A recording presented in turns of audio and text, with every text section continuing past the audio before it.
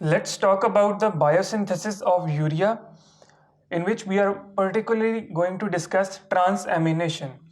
What are the stages of the synthesis of urea?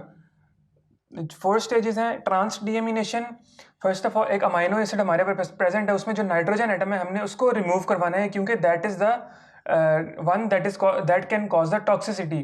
तो nitrogen को remove करवाने के लिए सबसे पहले हम ट्रांसफर करेंगे अमाइनो ग्रुप जिसमें नाइट्रोजन प्रेजेंट है, NH2 group, that is transamination. Transamination के बाद उसको रिमूव करेंगे, that is deamination through oxidative and non oxidative pathways. फिर उसको अमोनिया को उसको ट्रांसपोर्ट करेंगे लिवर में, ताकि जो वहाँ पे जो अमोनिया है वो फॉर्म हो, और उसको फिर एंड पे हम डिटॉक्सीफाई कर लेंगे और यूरिया में कन्वर्ट कर देंगे, ताकि जो उसकी टॉक्सिसिटी है अमोनिया की वो कम हो सके और वो इजीली बॉडी से रिमूव हो सके through urine. First of all we are going to talk about transamination. सबसे पहला स्टेप है in the synthesis of urea. Transamination simply means transfer of an amino group. अब डिटेल्स अगर हम देखें तो it inter converts alpha amino acids and alpha keto acids.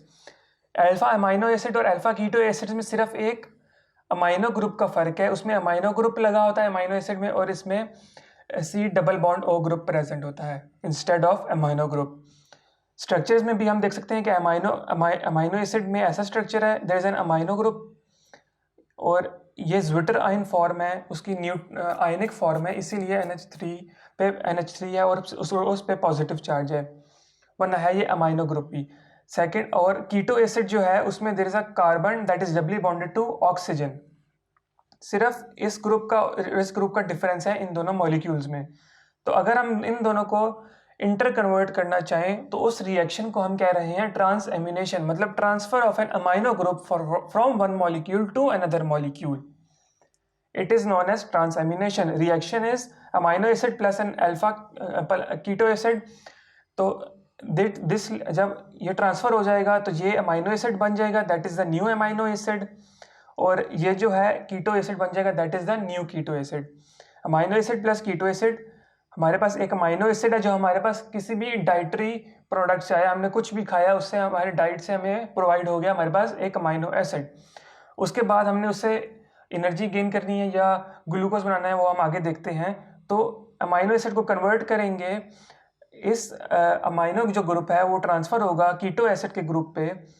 तो ये इसमें रीअरेंजमेंट होगी, और इस रीअरेंजमेंट की वजह से ये जो अमाइनो एसिड था वो बन जाएगा कीटो एसिड, जो कीटो एसिड था वो बन जाएगा अमाइनो एसिड. तो ये दोनों आपस में इंटर कन्वर्ट हो रहे हैं. अब हमारा जो मेन फोकस है वो अमाइनो एसिड पे है कि उसमें से हमने नाइट्रोजन रिमूव करवाना है, तो उसको हम कह रहे हैं ट्रांसएमिनेशन. हमने उसमें से ट्रांसफ़र करवा दिया जो अमाइनो ग्रुप है वो किसी और मॉलिक्यूल पे, तो वो ट्रांसएमिनेशन हो गया. अब जो अमाइनो एसिड से कीटो एसिड बना है उससे हम वेरियस पर्पसेस हैं, उससे हम ग्लूकोज ऑब्टेन कर सकते हैं, फैट्स ऑब्टेन कर सकते हैं, कीटोन बॉडीज ऑब्टेन कर सकते हैं, एज वेल एज एनर्जी. वो हमारी सेल की रिक्वायरमेंट्स पे डिपेंड करता है कि हम क्या ऑब्टेन करें. अब इस रिएक्शन की अगर हम बात करें कि इसकी डिटेल्स क्या हैं, that is this is a reversible reaction. Obviously inter convertible है तो रिवर्सिबल रिएक्शन होगा. Enzyme is transaminases, also called amino transferases, और उसके साथ एक को एंजाइम यूज हो रहा है जो उसकी एक्टिविटी को एंजाइम की एक्टिविटी के लिए है, that is the B6 phosphate. B6 phosphate इसीलिए कहते हैं क्योंकि ये विटामिन B6 से डिराइव होता है. Transamination is not restricted to alpha amino groups only. Delta amino groups, ornithine और sigma amino groups भी transamination में यूज होते हैं. सिग्निफिकेंस क्या है इस ट्रांसएमिनेशन के स्टेप की? It is used for catabolic plus anabolic process.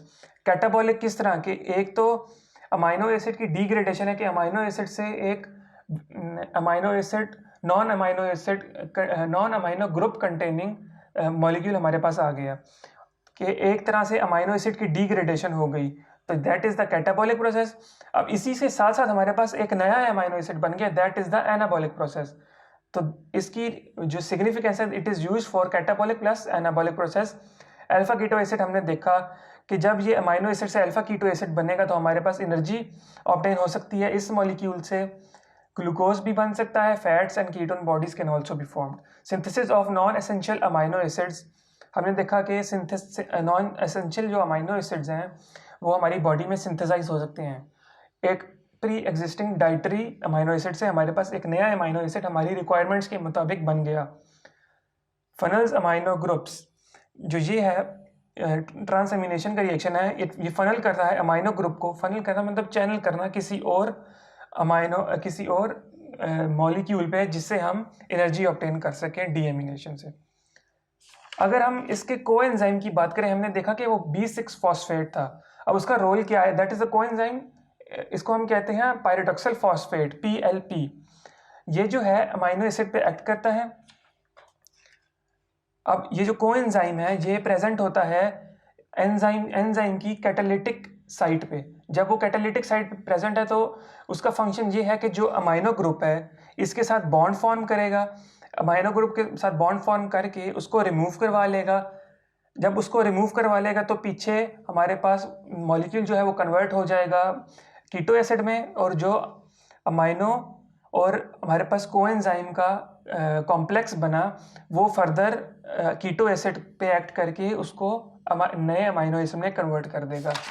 यही सेम लिखा हुआ है कि acts on amino acid serves as carrier of amino group. Amino acid से जो अमाइनो ग्रुप है वो निकाल लेता है, उसके साथ बॉन्ड फॉर्म करता है। उस कॉम्प्लेक्स को अमाइनो ग्रुप और कोएंजाइम के कॉम्प्लेक्स को हम कहते हैं पायरिडॉक्सामीन फॉस्फेट। कोएंजाइम को हमने कहा कोएंजाइम था पायरिडॉक्सिल फॉस्फेट, उसके साथ अमाइनो ग्रुप लग गया तो पायरिडॉक्सामीन फॉस्फेट।